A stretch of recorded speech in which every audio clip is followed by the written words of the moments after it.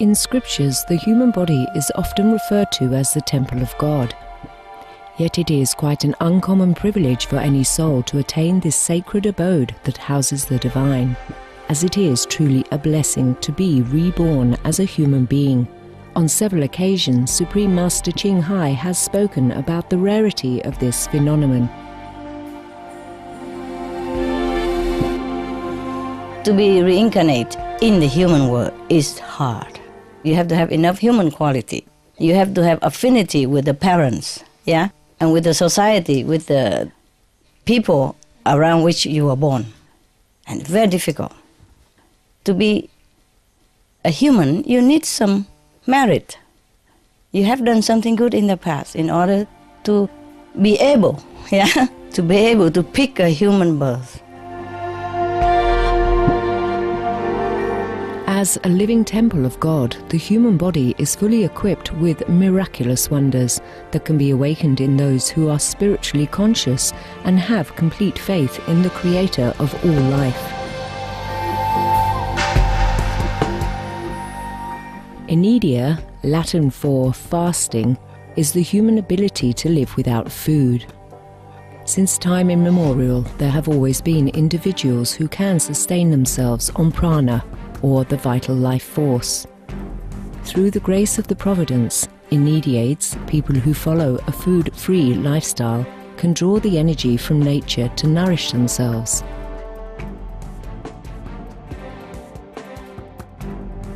They live on the chi, from the ground, or from the forest, and from the sun and from the air. They make use of all that. Or they live on love, on faith alone. These individuals are known as Breatharians, Solarians or Watarians, and they come from all walks of life, from different cultures and all corners of the world.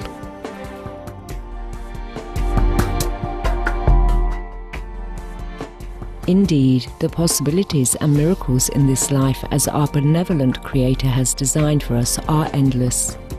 We only need to connect within to recognize our abounding largesse as God's children. Supreme Master Ching Hai has lovingly recommended a weekly series on Supreme Master Television to introduce those individuals of the past and present who have chosen to live food-free on earth. May their spiritual stories enthrall you, may hearts be opened and horizons be expanded.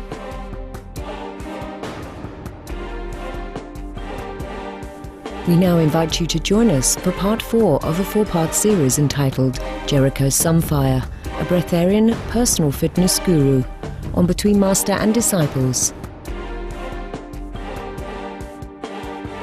This program discusses the possibility of breatharianism, or living without eating food, and is not a full instruction. For your safety, please do not attempt to cease eating without proper expert guidance.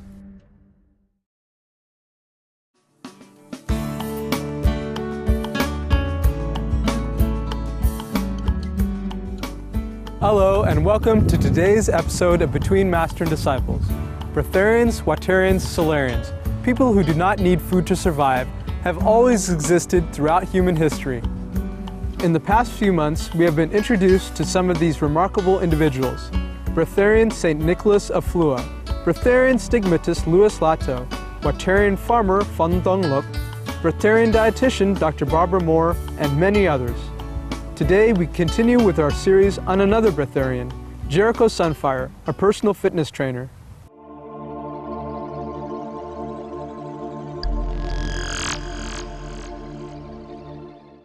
Jericho Sunfire is a former professional rugby player who played for the Oldham Rugby League Football Club and London Crusaders in Great Britain. In his 6th year of playing rugby professionally, Jericho then made the decision to switch careers to do what he does best, working as a professional personal fitness trainer. After years of being Fruitarian, Liquidarian, and Watarian, he gravitated towards Breatharianism. During the interview with our Supreme Master Television correspondent, Jericho explained the changes that his body underwent when he became food-free. After you became Breatharian, how long did it take you to go through the physical changes? I would say 2 to 3 weeks. And then after that, it's just literally living life. I mean, you're still going through minor changes, you know, but those are pretty much taken care of within 2 to 3 weeks. And within those 2 to 3 weeks, it is uncomfortable. It's not a comfortable time. What were the physical changes that you went through? Wow. It was all internal, and it was all in my core, my torso. Shrinkage. Organs changing their purpose and being used for different things. What specifically they were used for, I'm not too sure, but I know things changed drastically. Like I say, the body's always wanting to get back to its original state. That, in turn, created for me the sense of having a much physically lighter body. It's like feeling an energy source, like a generator in your torso, creating an immense amount of energy.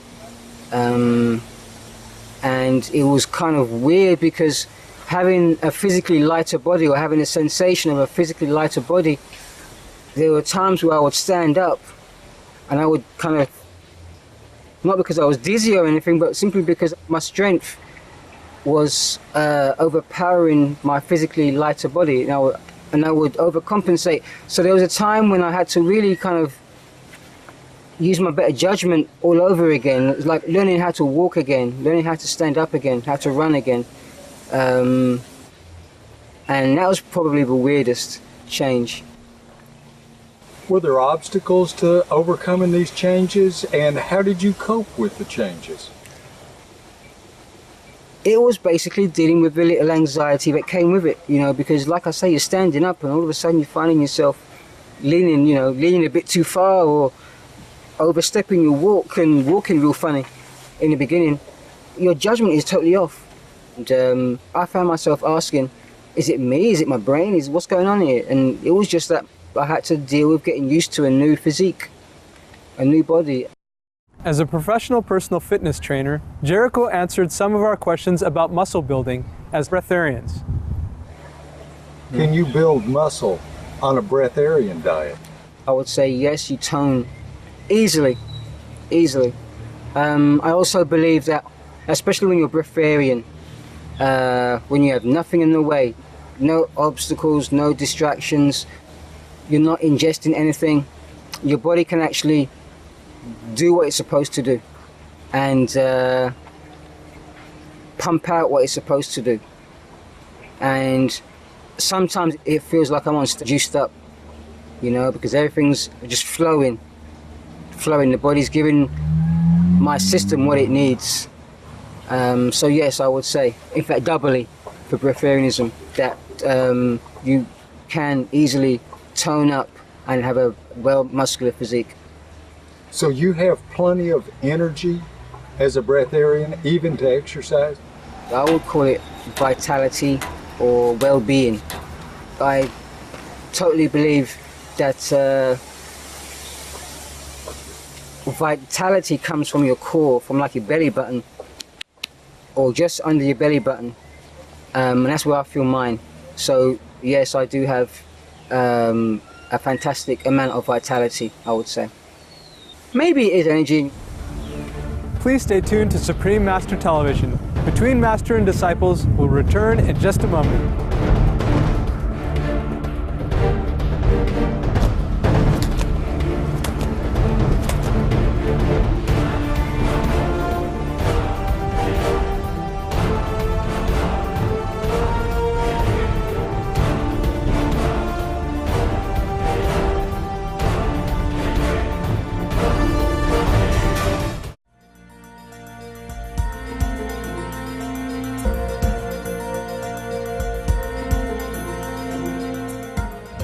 Welcome back to today's episode of Between Master and Disciples.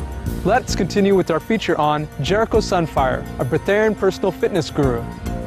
What kind of impact does a fruitarian and a food-free diet have on our environment? Jericho shared some of his thoughts on his eco-friendly lifestyle. Do you think being breatharian or even fruitarian would have a beneficial effect on the state of the world? Oh, of course. Tell us how. Can you imagine the reduction in trash packaging? Can you imagine the energy you would have just living life? If you have an environmentally friendly package, you still have to get rid of the package. You still have to make the package. And with fruitarianism, you just compost what you don't need, And you got a lifetime supply of food for free. You just recycle, plant the seeds. Since the interview was taking place in Mexico, where Jericho was teaching one of his personal fitness training programs, we asked him what he thought about the year 2012. We're here close to Cancun, Mexico, right in the heart of the ancient Mayan civilization. Will you talk to us a little bit about the Mayan calendar and the upcoming year 2012? I know absolutely zilch about the Mayan calendar, but I am so drawn to the spiritual changes here. In fact, I believe I was placed here for a reason. Most definitely, there is definitely a strong pull that wants me here to finish a job. That needs to be, something needs to be done, something needs to be finished here. I personally believe that I'm to learn my breatharian trade here, because if you're going to survive in this heat, in these conditions, as a breatharian, you can survive anywhere. Trust me on that. There's a spiritual power here, a spiritual force that is so amazing. The essence of the country, the essence of this area is amazing. You'll find that synchronicity, everything happens just at the right time. All of a sudden your whole doors that were shut open up just at the right time, and life, you just get whatever you've been wanting. And it's amazing the things that have happened to me since I've been here in that way. And the more I talk to Mayan people about this, the more 2012 crops up, and the more things start to make more sense. And this 2012 thing right now is the only thing that's making sense to me. I don't believe that it's going to be doom and gloom at 12 a.m. on 2012. The world's going to end. I think it's going to be the opposite. But I believe that we're already going through the changes. And I believe that we have to wake up now, take action now, listen now, and really have to start making use of this time. What do we have to wake up to? What changes do we need to make? We need to wake up to our intuition, the presence of other races or species. We need to let go of our ego. The planet is on the brink of a huge detox, huge cleanse, and we really need to stop harming the planet, stop harming each other. Jericho believes that as human beings, we're here on this planet to learn the lesson of love and to help one another.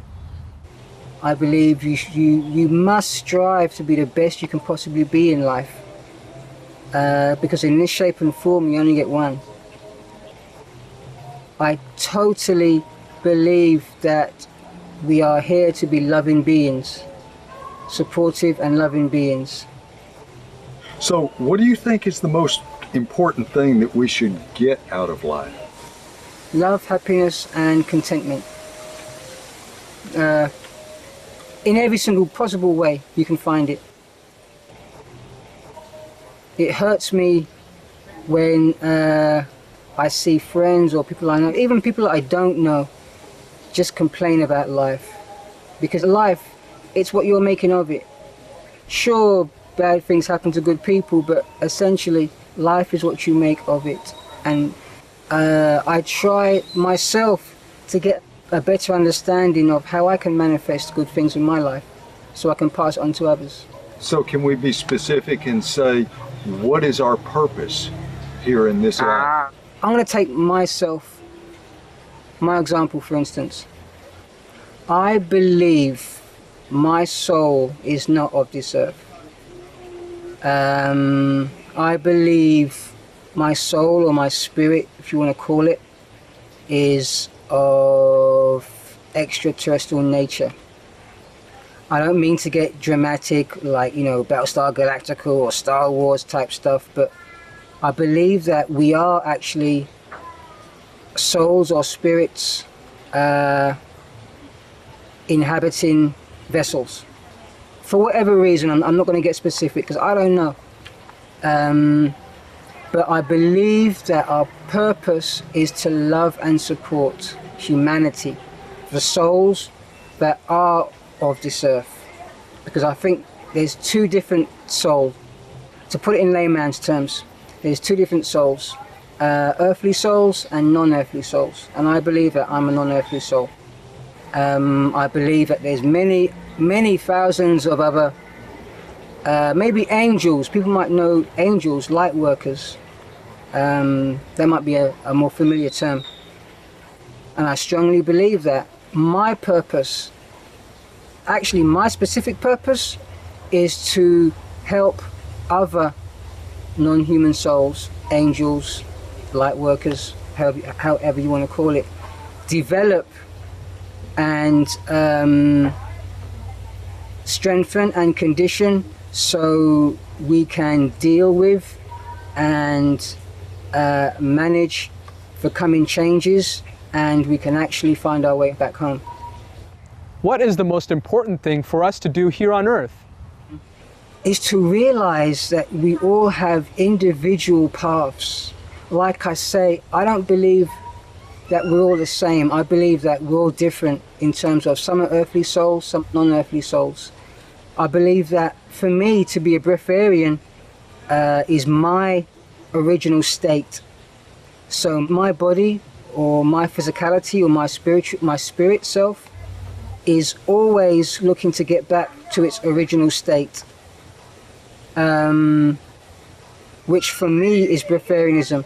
For others, depending on where they're from, in terms of space, galaxy, whatever, it may be fruits.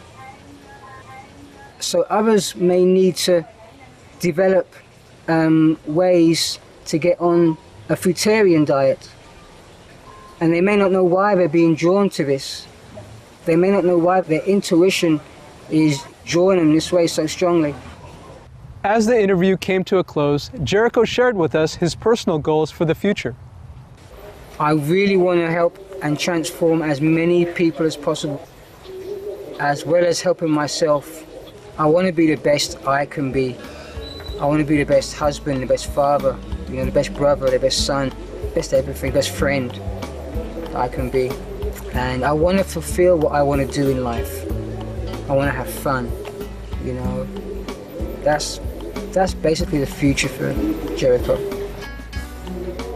Have fun, being the best. Being the best.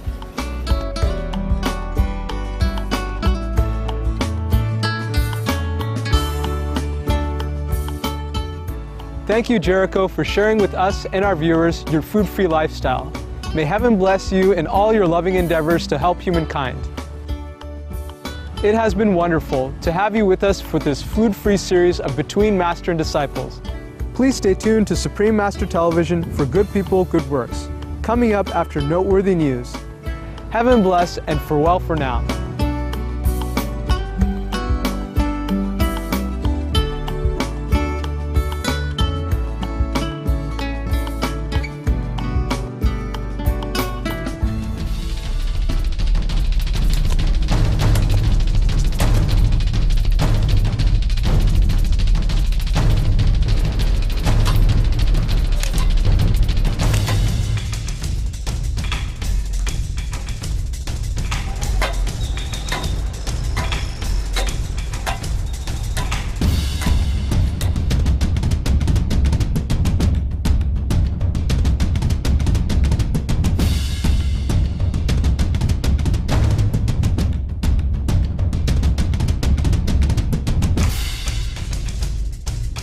For more details, please visit www.suprememastertv.com/BMD.